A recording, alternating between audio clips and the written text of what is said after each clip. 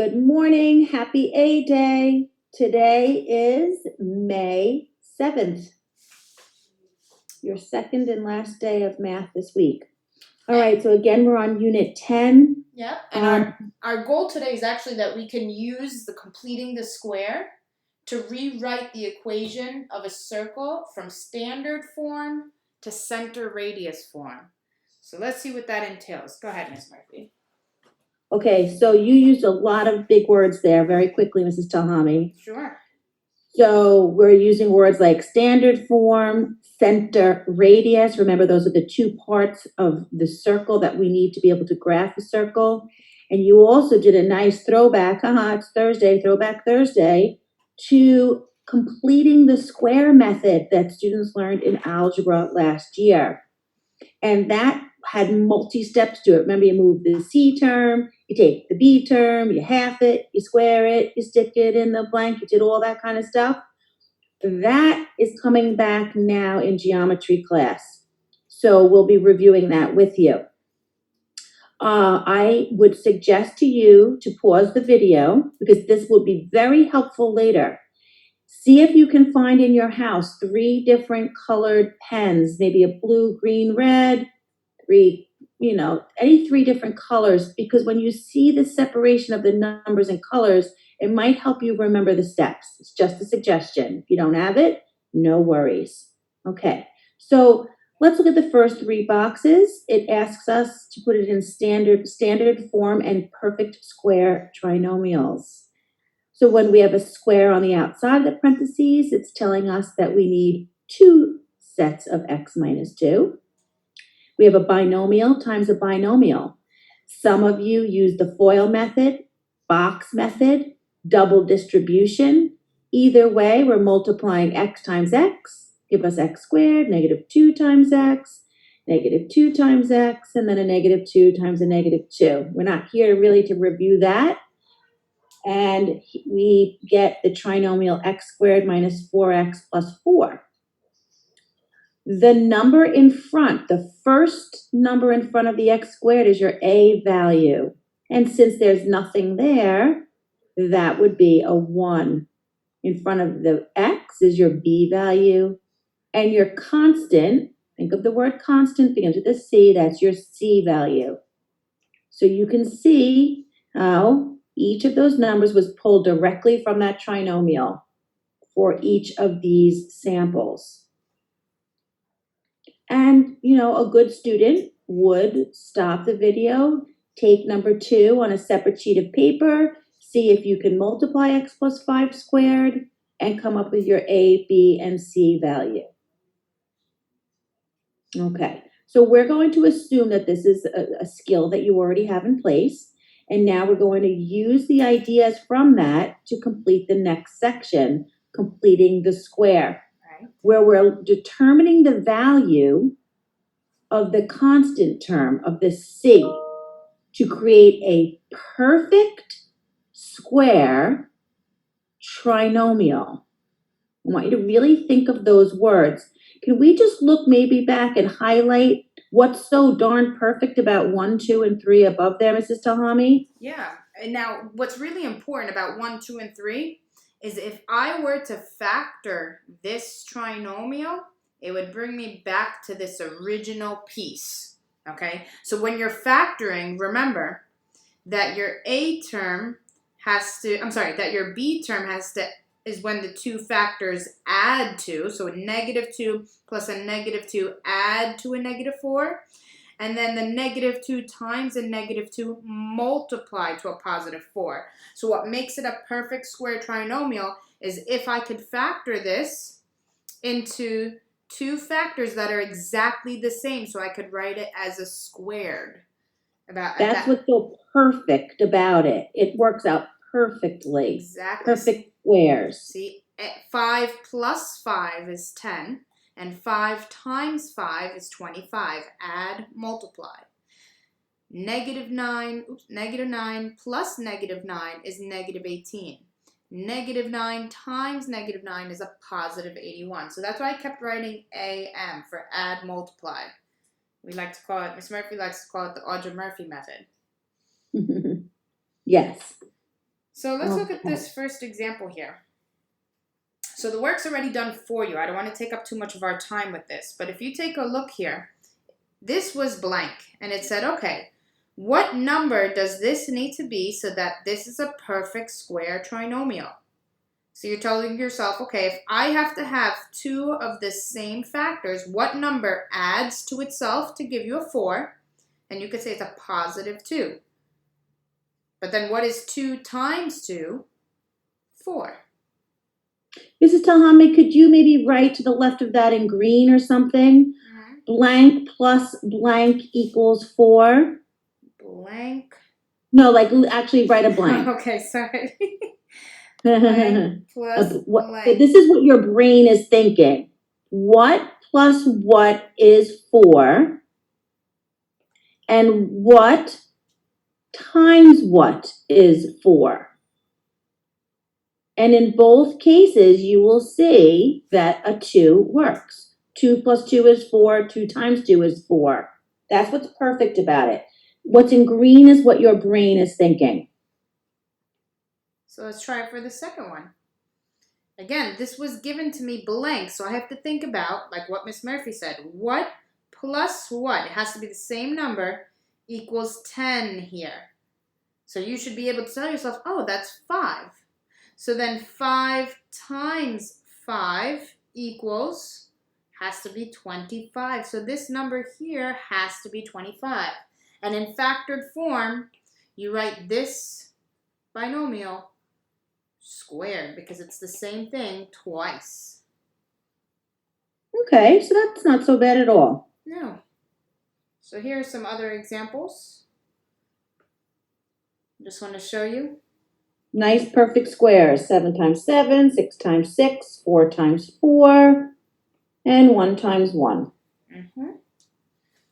And notice with a perfect square trinomial, the last number is always plus, a positive. Because whether the factors are positive or negative, when you multiply a number times itself, positive times a positive is a positive, and then a negative times a negative is also positive. So this was just going over some stuff you learned in algebra. I'm going to skip this. Here's the last section you still learned in algebra that I just want to go over real quick here. So you learned in algebra how to complete the square, to rewrite this in vertex form. Oh, now vertex form helped you find the turning point. All right, remember quadratic looks something like this or like this, and it helped you find that turning point there. So The vertex. So that vertex. So we're going to actually use that method that you learned from algebra to help us complete the square. So your first step here is to get the x's alone. We want to get these alone. So in order to do that, we need to move the 3. So to move the 3, we have to subtract it over to the other side. And you can, draw your line if you want. So I have x squared plus 6x equals negative 3.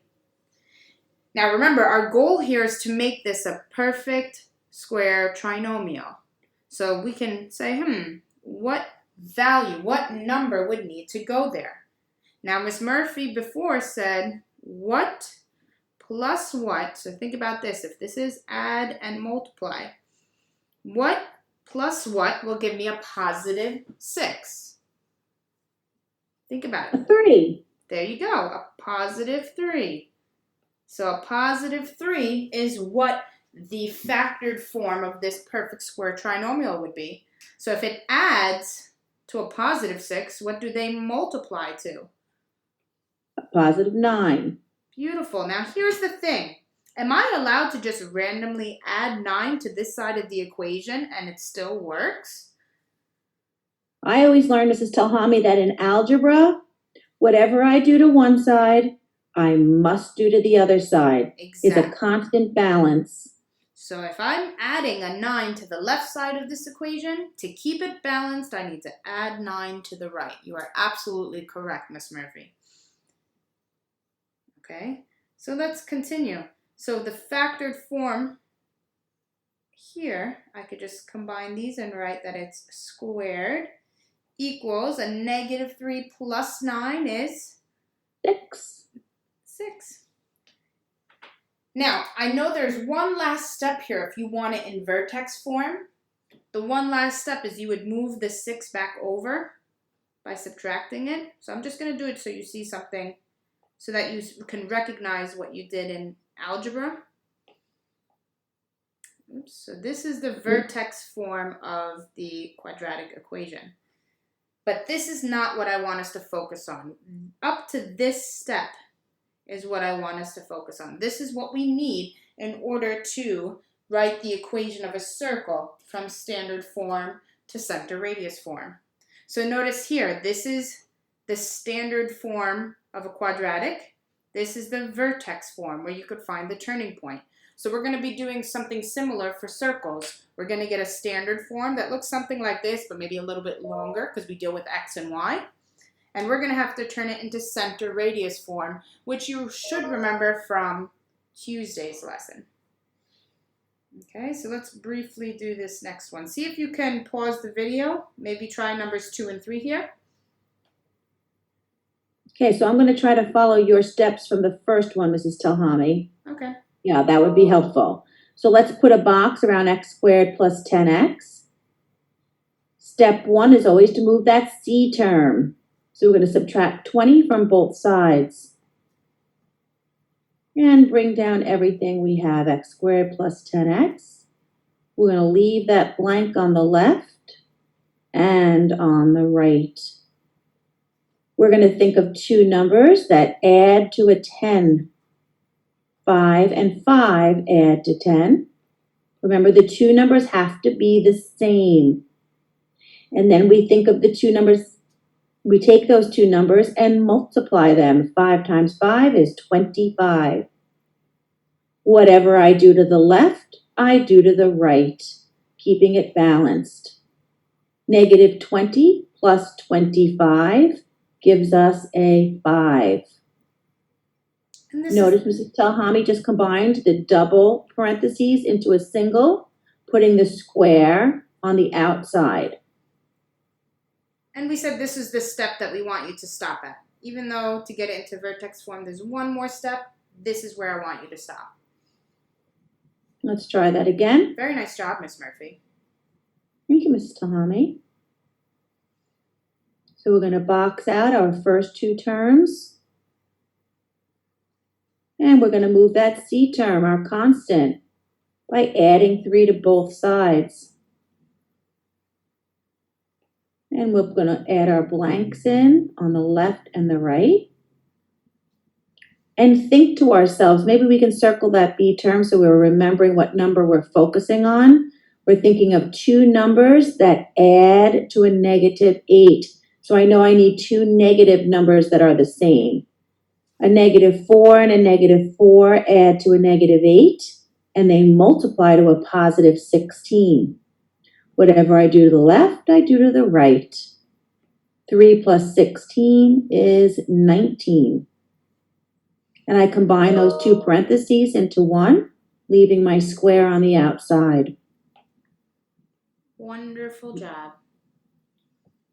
Now, if you understand this, then the circle should be a piece of pie.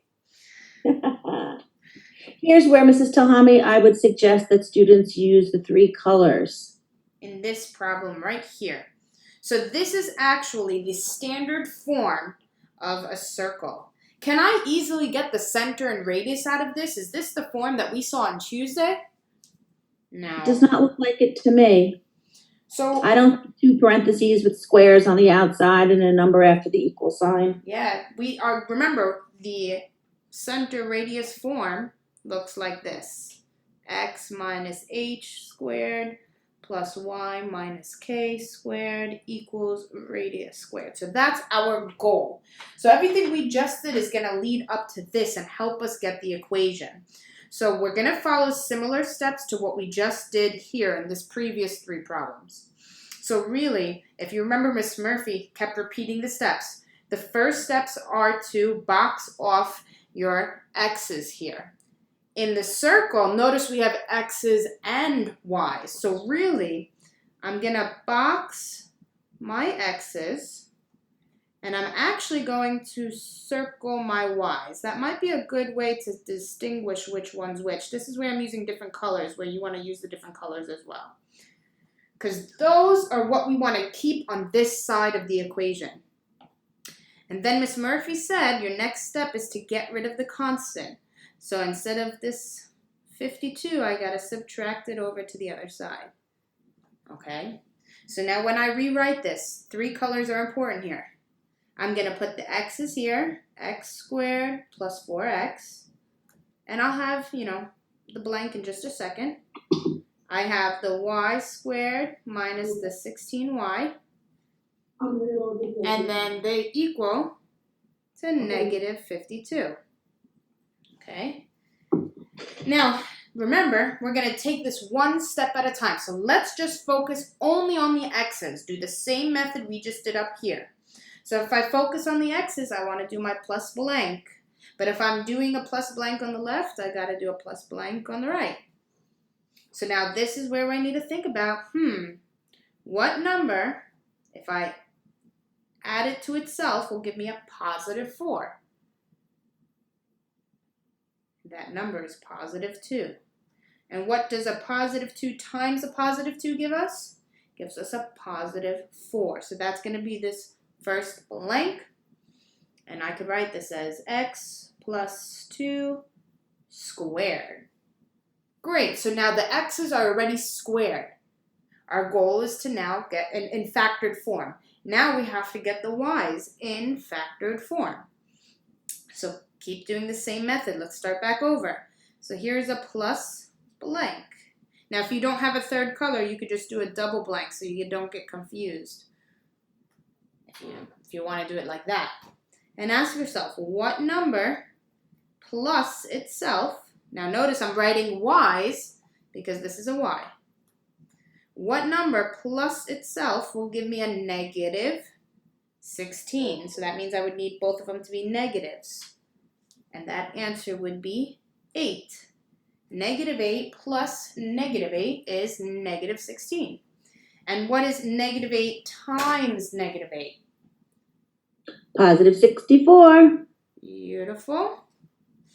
So this is now y minus 8 squared. So let's just finish this problem. What is negative 52 plus 4 plus 64? So 68 minus 52 is 16? Yes, it is.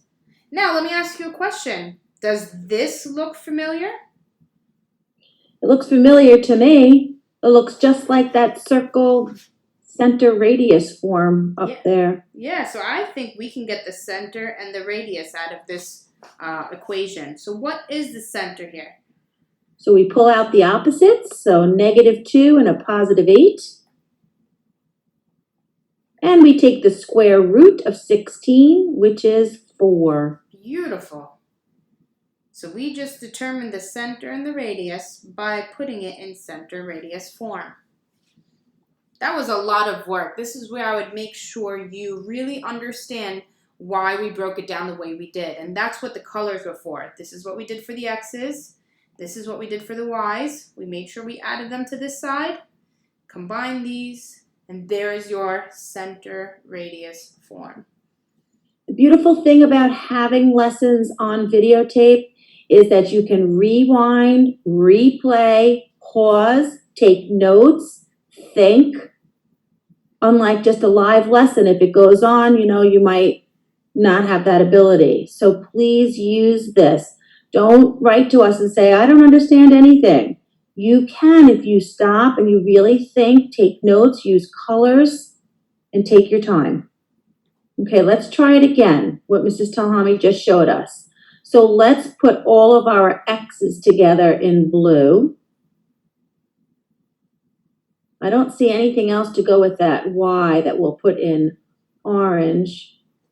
So we'll just leave it by itself. But I do see a constant, which just means it's a number that's constantly alone. So we're going to move that negative 16 to the right. by doing the opposite.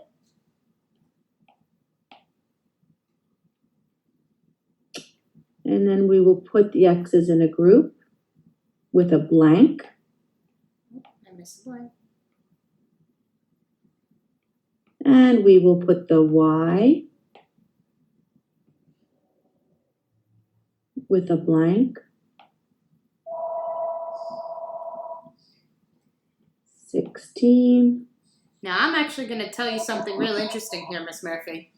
Now, you said put a blank with the y, and I'm going to actually ask you a question. Think about this. Our goal is to get it into something squared, right? If it's a perfect square trinomial. But this does not have anything extra. Is this already a perfect square? Well, I know that y times y is itself. Exactly. So, have we had, if you could remember back to Tuesday, have we had a scenario where it was just y squared? Did we know what we could rewrite that as? Well, since there's nothing next to it, we can put a 0 next to it. Exactly. So, do we need to complete the square to figure out the y coordinate here? We don't. We don't. So, this is one scenario in which you don't have to do the completing the square because it's just y squared. You only have to do all this extra work is if there's an extra x value, like a b term. That's when you have to do the extra work. Okay, so we only needed the blank for the x because here's a b term.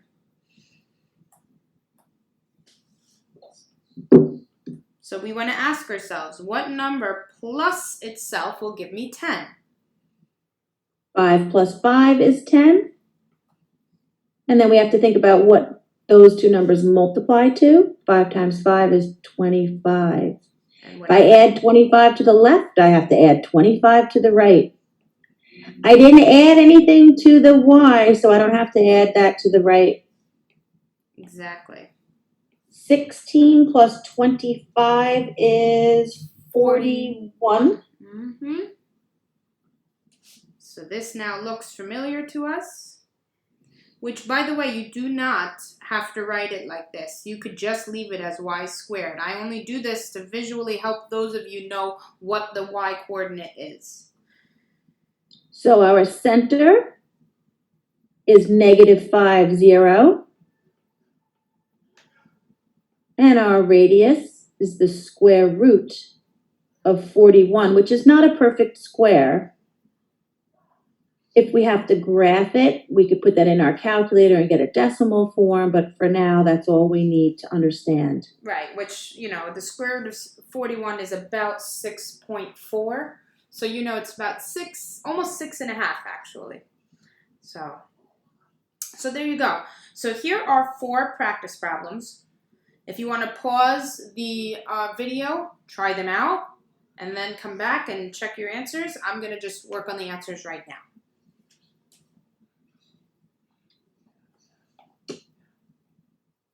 And Miss Murphy, you tell me you catch any mistakes if I make any. Okay.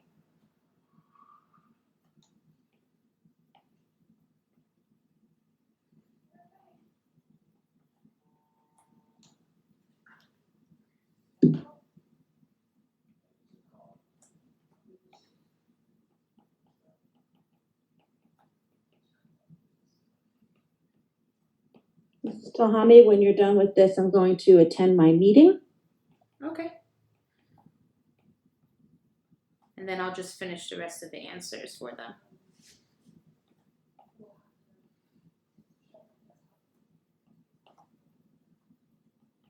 So it looks to me like we have a 1.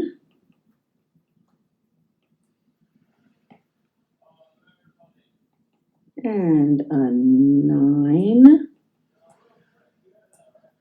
9 times 9 is 81.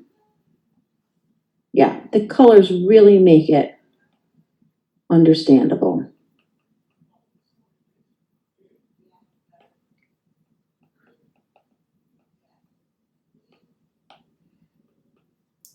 This is actually pretty funny. A -1 plus 1 plus 81. Yep, so 81. That's nice. So our center, we're going to pull out the opposites, -1, -9, and the square root of 81 is a perfect 9. And there are the two parts of a circle that we need. All right, so I'm going to finish the answers here, Miss Murphy. I know you have a meeting to attend to, but thank you so much for helping us out here.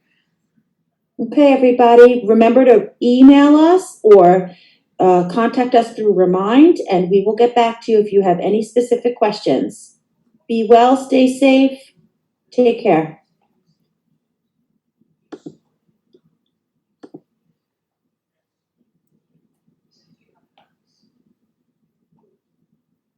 So I'm just going to finish up the answer key for you guys. So at least you could watch my work. I figured it was easier than just posting the answers for you.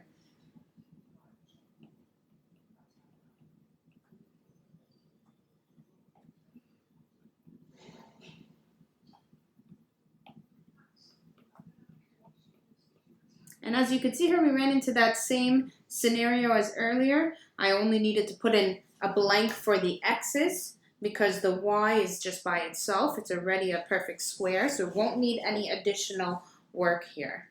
So let's just complete the square for this problem right here. Add, multiply, and it's an 81. And I could just leave this as a y squared. So I'm going to leave, just so that you see it, how it looks a little differently. If I don't put y minus 0 squared, it would look like this. Oops. And then a -17 plus 81 is actually 64. So here we go. We now have our center radius form.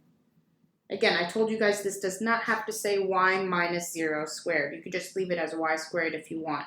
Just know that that means the y coordinate is a 0. The radius is the square root of 64, which is 8.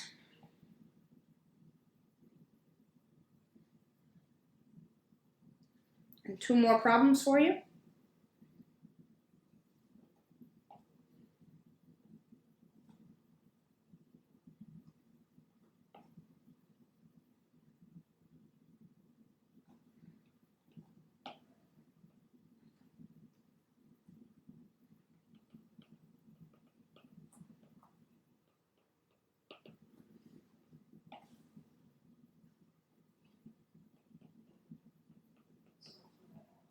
Whatever you add to the left, you have to add to the right.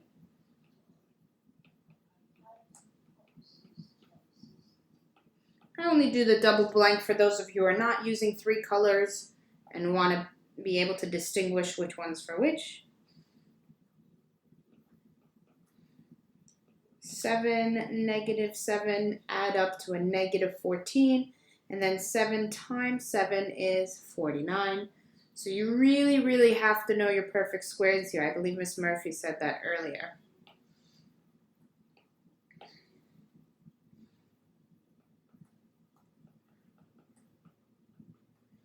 They add to a -2 and they multiply to a +1. So we get y minus 1 squared. And then 50 plus 49 plus 1 is like saying 50 plus 50, which is 100. So there is your equation. So your center is a +7, +1. And the radius is the square root of 100, which is 10. And I know I'm going through this pretty quickly, but I was hoping you paused it and already completed them. And then the last question.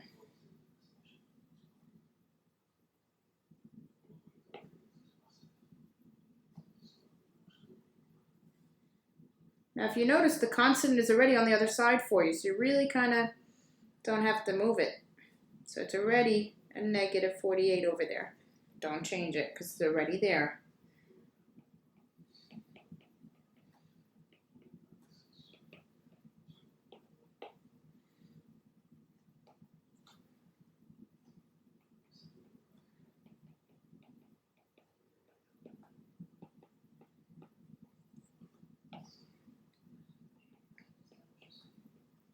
So what number adds to itself to a negative 10? That's a negative 5. Oops. And it multiplies to a 25. And here we have what number adds to a positive 10. It's a positive 5, which multiplies to a 25 as well.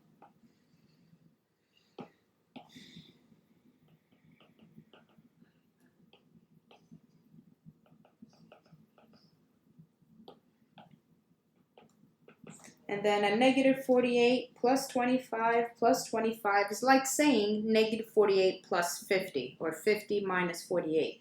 So that actually gives you a positive 2. So our center is a positive 5, negative 5, and our radius is the square root of 2. There is no perfect square root of 2, so I'm just going to leave it like that. But the square root of 2 is approximately 1.4, 1.5. So there you have it. That is how you determine the center and radius, or how you rewrite an equation from standard form into center radius form. So you could determine the center and radius of a circle. So if you have any questions, like Miss Murphy said, please make sure to message us, but truly watch the video and go through the information before you ask us. We've tried to make it as clear as possible. All right, have a great day. Bye.